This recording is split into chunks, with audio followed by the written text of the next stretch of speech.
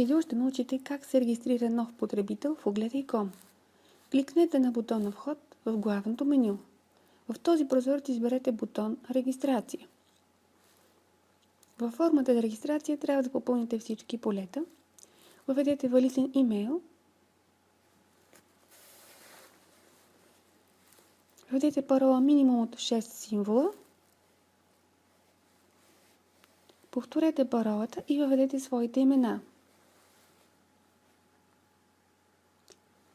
Въведете кодът, който виждате в картинката.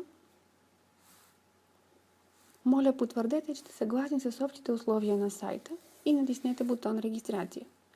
На посоченият имейл ще получите потвърждение за успешна регистрация. Може да се регистрирате и по-бързо, като използвате бутоните Вход, Вход с Facebook и Вход с Google+.